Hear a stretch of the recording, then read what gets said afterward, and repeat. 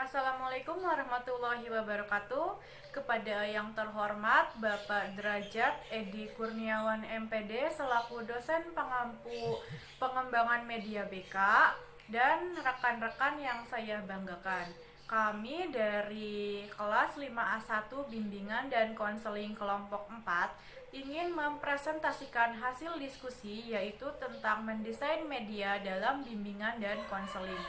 Sebelum mempresentasikan materi, izinkan kami memperkenalkan anggota kelompok yang terdiri dari 4 orang, yaitu saya sendiri Selananda Ayuni dengan NPM 18, Desi Rustihandayani dengan NPM 08, Bambang Triantoro dengan NPM 03, dan Ziad Fajrul Palah dengan NPM 110.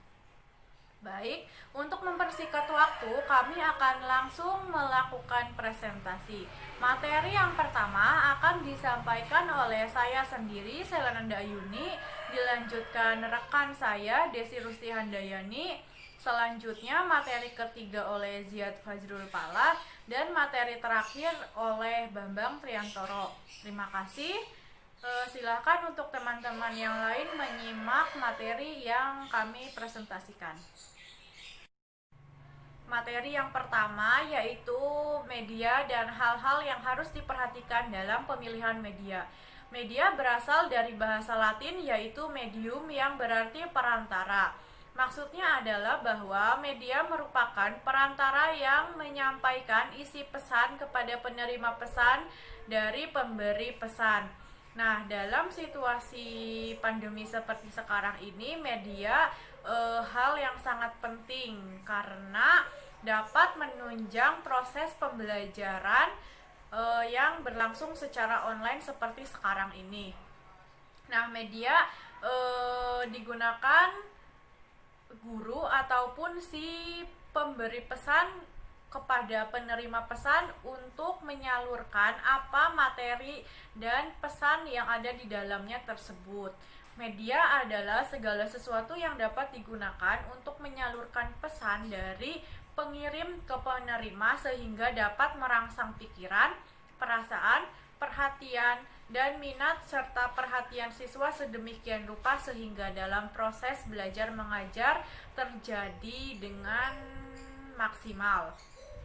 Nah, di sini media yang digunakan oleh guru atau si pemberi pesan itu harus merangsang pikiran, perasaan, perhatian siswa atau si penerima pesan agar proses pembelajaran berjalan dengan optimal.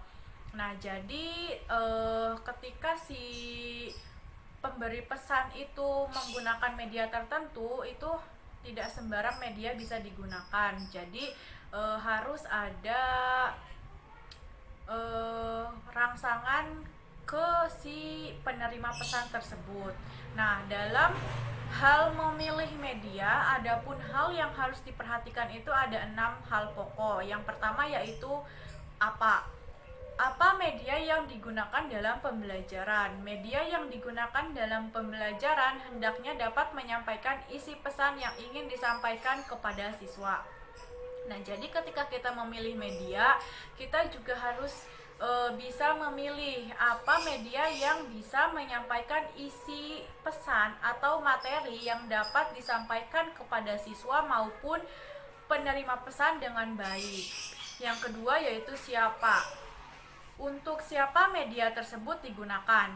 Media yang digunakan hendaknya dapat dikuasai oleh guru yang menggunakannya, karena tanpa penguasaan dari guru tersebut dapat menggunakan media tidak menjamin isi pesan akan sampai kepada orang yang dituju, apakah anak-anak, orang dewasa, ataupun remaja.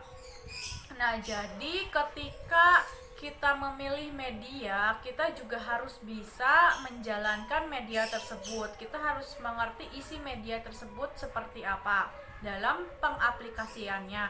Ketika kita tidak bisa mengaplikasikan media tersebut dengan baik, maka ditakutkan ketika kita menyampaikan pesan atau materi kepada siswa maupun si penerima pesan itu pesannya tersampaikan tidak optimal atau tidak baik. Jadi kita harus tahu seluk-beluk dari media yang akan kita gunakan ketika kita membuat media pembelajaran. Yang ketiga yaitu di mana media akan diterapkan. Hal ini juga harus diperhatikan karena tidak semua media dapat diterapkan di setiap tempat. Apabila tempat tersebut dapat mendukung penggunaan media, maka media bisa digunakan. Tetapi sebaliknya, apabila tempat tersebut tidak mendukung, maka media tersebut tidak dapat diterapkan di tempat tersebut. Nah, jadi ketika kita memilih media, kita juga harus tahu media itu baik diterapkan di dalam situasi yang seperti apa, atau ketika kita menggunakan media, kita juga tidak bisa menyamaratakan media itu untuk anak SD, SMP, SMA maupun perkuliahan. Nah, jadi media tersebut harus sesuai dengan perkembangan dan kebutuhan siswanya tersebut. Kita tidak bisa menyamakan medianya dari mulai SD sampai SMA itu harus sama gitu. Jadi kita harus tahu di mana media ini akan diterapkan dan cocoknya di tempat atau di perkembangan siswa yang seperti apa.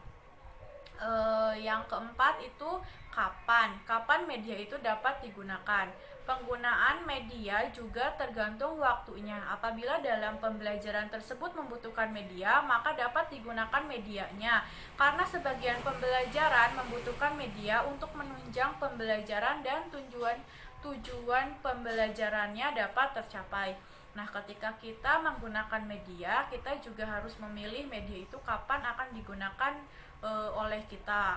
Misalkan kita menggunakan media WhatsApp, nah kita juga bisa menggunakan media Classroom ataupun media yang lainnya. Nah, itu kita harus tahu kapan kita akan menggunakannya di waktu yang tepat. Yang kelima itu mengapa media tersebut perlu digunakan. Dalam pembelajaran, tidak semua media dapat berhasil membantu guru dalam menyampaikan isi pembelajaran. Oleh karena itu, seorang guru harus memahami mengapa dia harus menggunakan media tersebut dalam pembelajaran. Nah, jadi ketika guru atau si pengirim pesan ini akan menggunakan media, dia juga harus tahu bahwa mengapa media ini perlu digunakan. Jadi tidak sembarangan untuk memilih media dalam proses pembelajaran berlangsung seperti itu. Nah, yang poin terakhir yaitu bagaimanakah penggunaan media tersebut. Seorang guru juga harus tahu bagaimana menggunakan media sehingga pada saat menggunakan media tersebut tidak terdapat kejanggalan atau guru tersebut kebingungan dan tujuan pembelajaran tidak dapat tercapai. Nah, ketika guru atau pengirim pesan itu akan menggunakan media, dia juga harus tahu medianya seperti apa agar ketika guru menggunakan media tersebut tidak kebingungan dan pembelajarannya itu bisa optimal dilaksanakan kepada si penerima pesan. Materi yang kedua yaitu hakikat perancangan media. Media merupakan salah satu faktor penentu keberhasilan pembelajaran. Melalui media, proses pembelajaran bisa lebih menarik dan menyenangkan. Misalnya, siswa memiliki ketertarikan terhadap warna, maka dapat diberikan media dengan warna yang menarik. Nah, misalkan media yang digunakan yaitu PowerPoint. Nah, jadi kita harus bisa mengaplikasikan PowerPoint tersebut dengan baik, dengan animasi, dengan memberikan gambar, video, ataupun hal-hal yang ada dalam PowerPoint tersebut yang dapat menarik minat siswa untuk membacanya.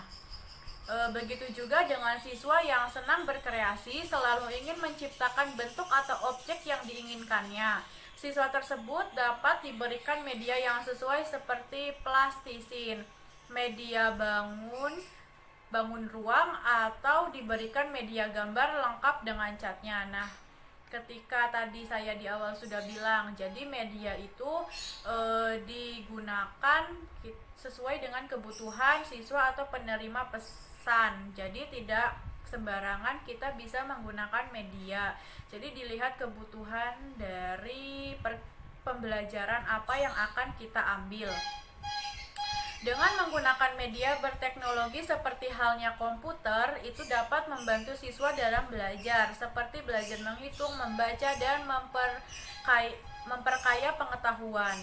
Program permainan pada komputer banyak yang berisi tentang pembelajaran yang dikemas sangat menyenangkan buat siswa itu sendiri, sehingga seolah tidak merasa sedang belajar. Nah, jadi media itu dapat menentukan seberapa maksimal atau seberapa besar pembelajaran yang dapat kita gunakan.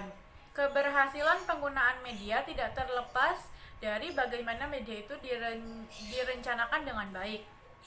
Media dapat mengubah perilaku siswa dan meningkatkan hasil belajar siswa tertentu. Tidak dapat berlangsung secara spontanitas. Jadi media juga dapat menentukan hasil belajar dari siswa tersebut. Jika media yang digunakan baik dan tepat, maka siswa tersebut dapat meningkat proses belajarnya. Tetapi itu tidak berlangsung secara spontan, jadi perlu waktu. Namun diperlukan analisis dengan memperhatikan berbagai aspek yang dapat mempengaruhi keberhasilan pembelajaran. Aspek-aspek tersebut diantaranya tujuan kondisi siswa, fasilitas pendukung, waktu yang tersedia, dan kemampuan guru untuk menggunakannya dengan tepat. Semua aspek tersebut perlu dituangkan dalam sebuah perencanaan pembuatan media. Hakikatnya perencanaan tidak cukup dengan niat saja. Jadi ketika kita ingin membuat media, kita juga harus merancangnya dengan baik. Kita juga memerlukan ide cemerlang dalam membuat media, namun perlu dipersiapkan dalam bentuk naskah perencanaan media. Pengadaan media dapat menggunakan media yang sudah ada dibuat oleh pihak tertentu, produsen media, dan kita dapat langsung menggunakannya. Selain itu, konselor juga dapat membuat media sendiri dengan kebutuhan tertentu. Disinilah diperlukannya perencanaan. Jika kita memiliki media dengan cara membeli yang sudah ada, kegiatan perencanaan media tidak terlalu banyak dilakukan. Cukup dengan mencocokkan isi materi layanan bimbingan dan konseling yang akan disampaikan dengan media yang tersedia. Berbeda halnya jika kita membuat media sendiri berdasarkan kebutuhan. Dalam hal ini diperlukan analisis terhadap berbagai aspek sehingga media yang dibuat sesuai dengan kebutuhan tersebut. Nah, jadi kita sebagai seorang konselor itu kita bisa memilih. Kita bisa menggunakan media yang sudah ada atau membuat media sendiri. Nah, ketika kita membuat media sendiri itu perlu banyak waktu dan perancangan media yang bertahap. Tapi ketika kita menggunakan media yang sudah ada, kita juga bisa cukup dengan mencocokkan saja dengan isi materi layanan yang kita akan gunakan nanti ketika pembelajaran berlangsung. Oke, materi selanjutnya akan dilanjutkan oleh rekan saya Desi Rusti Handayani. Baik, di sini saya akan menjelaskan materi yang selanjutnya, yaitu mengenai tentang langkah-langkah perancangan media. Secara umum, langkah-langkah perancangan media adalah: yang pertama, identifikasi kebutuhan dan karakteristik siswa. Sebuah perencanaan media didasarkan atas kebutuhan. Dalam pembelajaran yang dimaksud dengan kebutuhan adalah adanya kesenjangan antara kemampuan, keterampilan, dan sikap siswa yang kita inginkan, dan kemampuan, keterampilan, dan sikap siswa yang mereka miliki sekarang.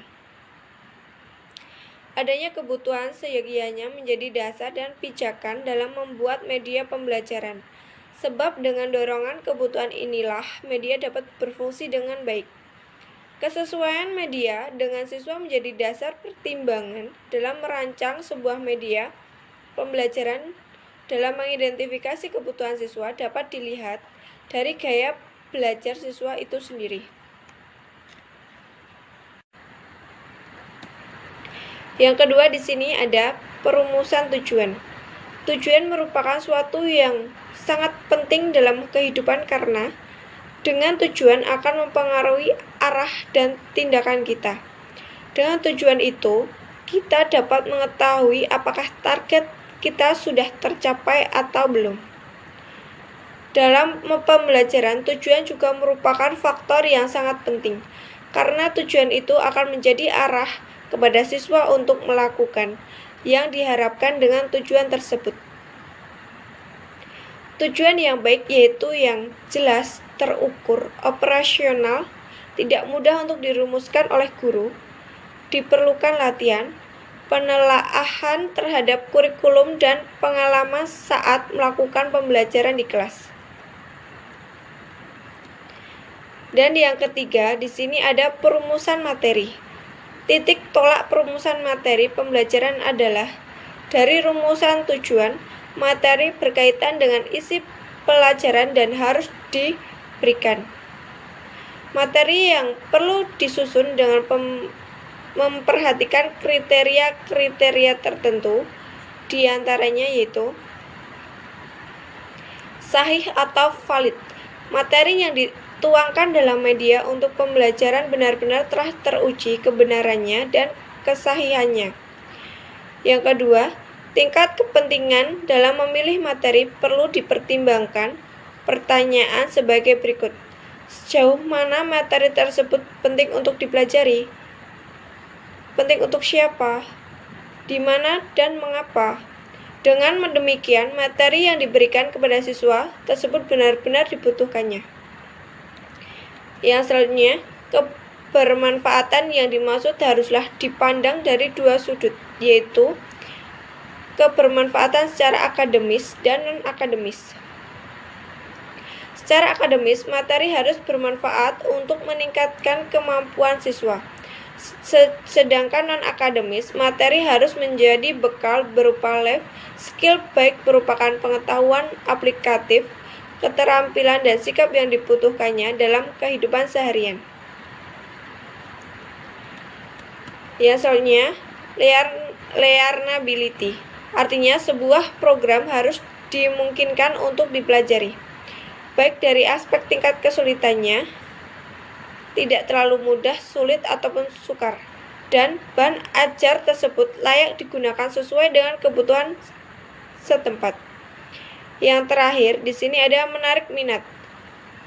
Materi yang dipilih kehendaknya menarik minat dan dapat memotivasi siswa untuk mempelajari lebih lanjut. Setiap materi yang diberikan kepada siswa harus menimbulkan keingintahuan lebih lanjut, sehingga memunculkan dorongan lebih tinggi untuk belajar secara aktif dan mandiri. Baik, terima kasih. Yang selanjutnya yaitu pada perumusan alat pengukur keberhasilan. Nah, pembelajaran yang kita lakukan haruslah diukur apakah tujuan pembelajaran itu sudah tercapai atau tidak. Nah, begitu. Ini di perumusan alat pengukur keberhasilan. Untuk keperluan tersebut, kita perlu mempunyai alat yang digunakan untuk mengukur tingkat keberhasilan siswa. Alat pengukur keberhasilan siswa ini hendaknya dirancang terlebih dahulu agar tidak salah penempatan itu atau tidak keliru. Nah, dan dikembangkan sebelum naskah program media tertulis atau sebelum proses belajar mengajar dilaksanakan. Alat ini berupa tes, penugasan, ataupun daftar perilaku. Nah, contohnya itu seperti pada semester 3 kemarin itu saya diajarkan mengenai asesmen. Nah, di asesmen itu saya diajari untuk merancang alat pengukur. Nah, contohnya seperti menyebar angket. Nah, begitu si siswa itu diangket lalu mengisi angket tersebut. Nah, itu medianya. Nah, contoh lain itu ya ada PDSTL, terus DCM, daftar cek masalah, terus ya isinya itu di daftar cek masalah itu kayak ada pernyataan-pernyataan Lalu di situ di akhirnya itu kita hitung totalnya berapa. Nah, dengan rumus dihitung dengan rumus nanti anak yang mengisi angka tersebut itu akan mengetahui berapa dia itu kriteria baik dan buruknya itu akan kelihatan. Nah, di situ. Nah, yang selanjutnya yaitu ada penulisan garis besar pengembangan media GBPM. GBPM merupakan petunjuk yang dijadikan pedoman oleh para penulis naskah dalam penulisan naskah program media. GBPM dibuat dengan mengacu pada analisis kebutuhan, tujuan, dan materi.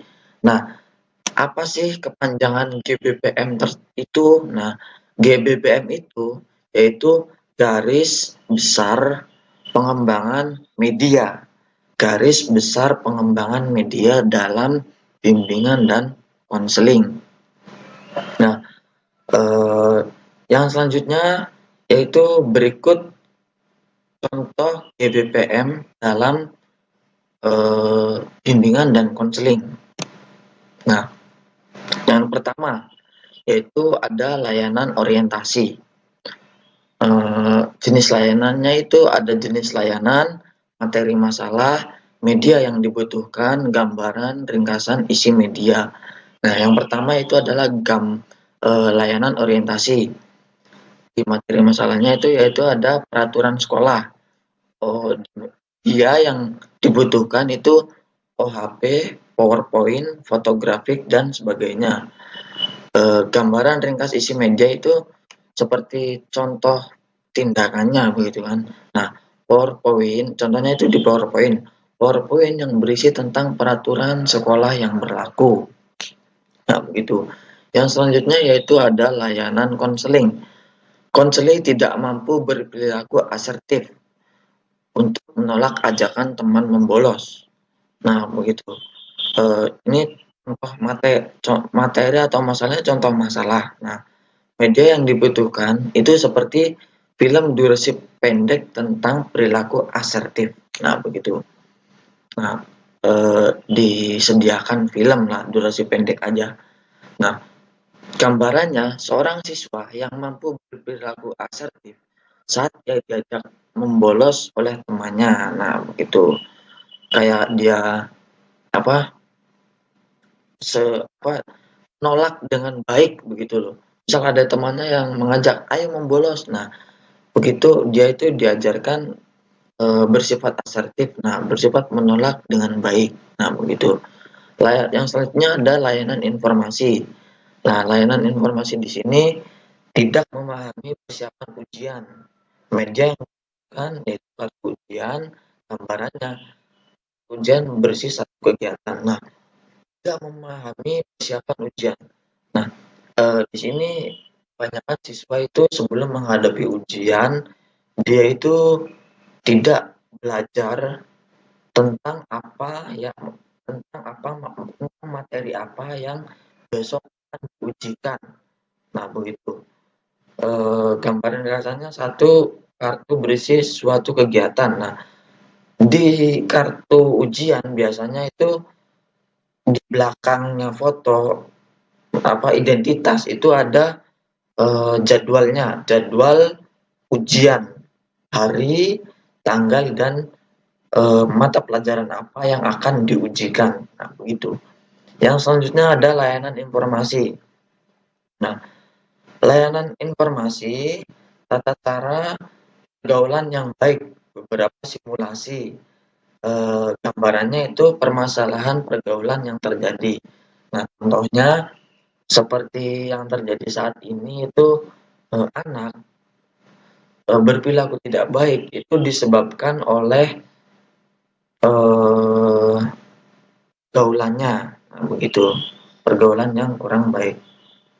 Yang selanjutnya ada layanan informasi. Masalahnya itu seperti motivasi mencapai ujian nasional yang baik.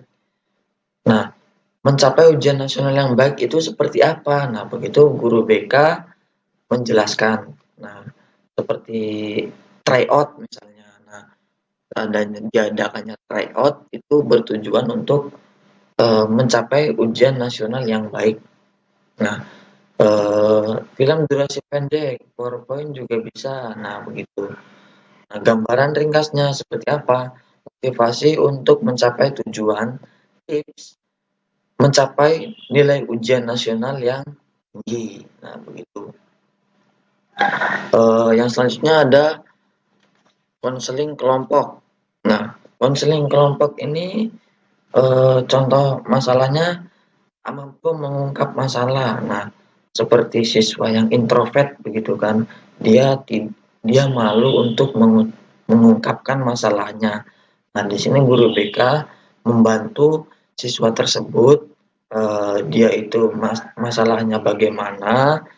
Nah, itu guru BK membantu siswa tersebut menuntaskan masalahnya.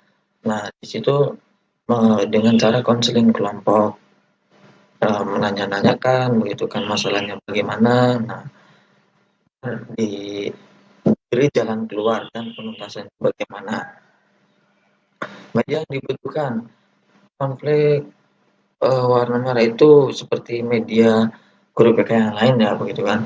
Nah, gambarannya itu yang kayak itu konflik warna merah, gambarannya di sini itu seperti merah berisi masalah yang dihadapi, kartu hijau berisi cara pemecahan, dan kartu yang dikumpulkan. Nah, begitu.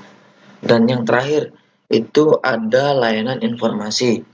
Layanan informasi itu masalahnya seperti narkoba ya, hindari narkoba. Nah, media yang dibutuhkan itu di sekolah-sekolah itu kita perlu memasang poster, yang satu asli, yang satu dibuat puzzle. Nah, poster-poster layanan anti narkoba. Nah, contohnya narkoba membuat anak bangsa menjadi bodoh. Nah, begitu. Nah, yang satu dibuat puzzle ini itu seperti guru BK membuat game permainan begitu. Nah, gambarannya poster dipecah menjadi 8 bagian untuk disusun. Siswa merangkus poster dan menceritakan, nah begitu kan. Dari poster-poster tersebut, si siswa itu menceritakan begitu. Bagaimana sih kalau siswa itu sampai terjerumus dalam narkoba, nah begitu. Itu akibatnya itu kayak gini, kayak gini, kayak gini, kayak gini, gitu kan. Nah, ya seperti poster atau banner sih, Kak. Banner juga bisa yang lebih besar begitu kan. Nah, atau seperti layanan informasi pada saat pandemi saat ini. Pada pandemi saat ini kan corona.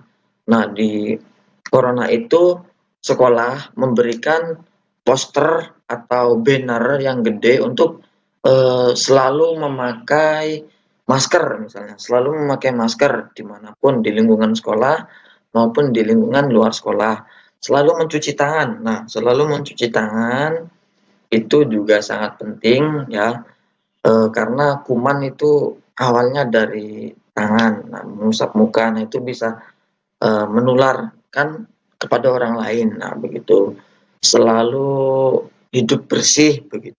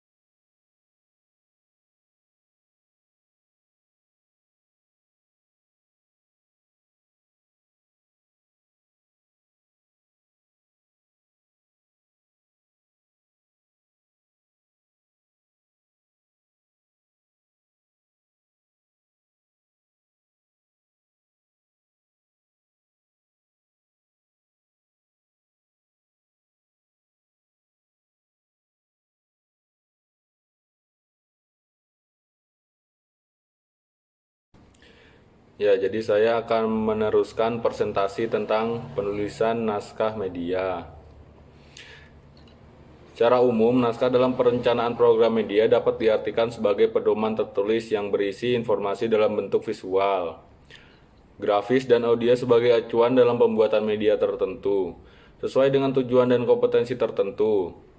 Secara sederhana, naskah juga dapat berupa gambaran umum media atau juga outline media yang akan dibuat. Dalam membuat naskah media, terdapat beberapa tahap diantaranya.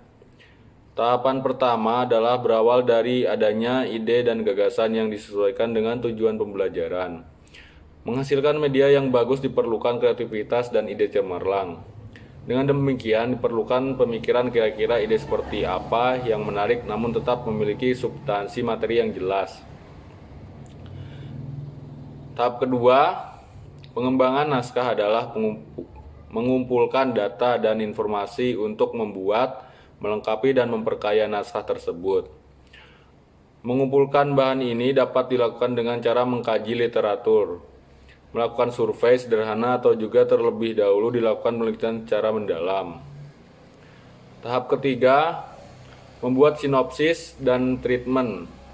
Sinopsis secara singkat dapat diartikan sebagai ringkasan program atau ringkasan cerita. Sinopsis ini diperlukan untuk memberikan gambaran secara ringkas dan padat tentang tema atau pokok materi yang akan digarap. Dalam istilah yang lebih sederhana, sinopsis dapat diartikan sebagai ringkasan cerita, sedangkan treatment merupakan pengembangan dari sinopsis. Treatment agak berbeda dengan sinopsis.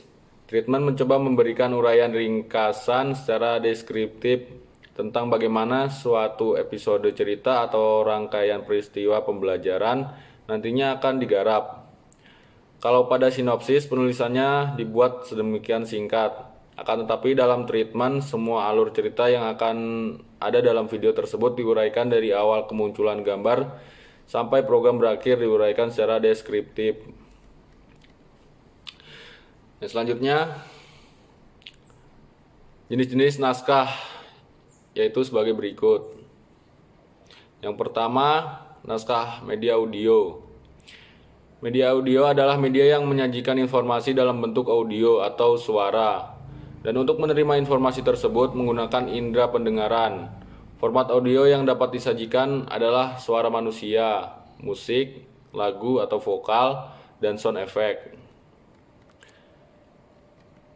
Yang kedua, naskah media video. Media video adalah media yang menyajikan informasi dalam bentuk suara dan visual. Unsur suara yang ditampilkan berupa narasi, dialog, sound effect, dan musik. Dengan unsur visual berupa gambar atau foto diam, gambar bergerak, animasi, dan teks. Yang ketiga, naskah media grafis. Media yang cukup banyak digunakan guru BK dalam bimbingan dan konseling adalah jenis media grafis. Media grafis adalah media yang dihasilkan dengan cara dicetak melalui teknik manual atau dibuat dengan cara menggambar atau melukis, teknik printing, sablon, atau offset. Sedangkan media ini disebut juga media printed material atau bahan-bahan yang tercetak. Yang termasuk media grafis diantaranya bagan, poster, grafik, diagram, karikatur, komik pendidikan, dan media foto. Pembahasan selanjutnya adalah evaluasi program media. Apapun media yang kita buat, hendaknya setelah selesai dibuat dapat kita evaluasi, karena penilaian atau evaluasi ini kita buat untuk menentukan apakah media yang kita buat tersebut dapat memenuhi atau mencapai tujuan-tujuan yang ingin dicapai atau yang telah ditetapkan dalam proses pembelajaran. Ada dua bentuk evaluasi media, yaitu yang pertama, evaluasi formatif, yaitu proses evaluasi yang dimaksudkan untuk mengumpulkan data tentang efektivitas dan efisiensi bahan-bahan pembelajaran untuk mencapai data yang telah ditetapkan. Data-data tersebut dimaksudkan untuk memperbaiki dan menyempurnakan media yang bersangkutan agar lebih efektif dan efisien. Yang kedua, evaluasi sumatif, yaitu proses evaluasi yang mana dalam bentuk finalnya setelah adanya perbaikan dan penyempurnaan dan yang dilakukan oleh diri sendiri atau bantuan orang lain, maka akan dikumpulkan data-data yang menentukan apakah media yang dibuat itu patut digunakan dalam situasi tertentu atau media tersebut benar-benar efektif untuk digunakan. Oke, materi demi materi sudah tersampaikan semua. Terima kasih kepada teman-teman yang sudah menyimak. Mohon maaf apabila dalam penjelasan kami kurang jelas atau ada salah kata. Kesimpulannya yaitu, dalam mendesain media ada beberapa hal yang harus diperhatikan, terutama saat melakukan pemilihan media, yaitu apa media yang akan digunakan, untuk siapa media tersebut, mengapa media tersebut digunakan, kapan media tersebut digunakan, bagaimana penggunaan media tersebut, dan di mana media itu digunakan. Jika hal ini sudah bisa dijawab, maka dalam memilih media kita akan merasa lebih mudah dan dalam merancangnya pun kita dapat melakukannya dengan optimal. Hakikat merancang media itu tidak hanya sebatas ide atau pemikiran yang kita punya, melainkan kita harus dapat melakukan penulisan naskah media dan membuat medianya itu sendiri sehingga media tersebut dapat terancang dengan sempurna dan dimanfaatkan dengan sebaik-baiknya. Dalam mendesain ada beberapa langkah yang harus diperhatikan, diantaranya sesuai dengan kebutuhan dan karakteristik anak, merumuskan tujuan, merumuskan materi, setelah itu menentukan alat pengukuran keberhasilan, menuliskan naskah media, dan yang terakhir mengevaluasi apakah media tersebut layak atau tidak untuk digunakan. Nah, tadi kesimpulannya sudah saya bacakan. Untuk yang terakhir, untuk teman-teman yang ingin bertanya, dipersilahkan nanti disebutkan di Google Classroom. Sekian presentasi dari kelompok 4, kurang lebihnya kami mohon maaf. Wassalamualaikum warahmatullahi wabarakatuh.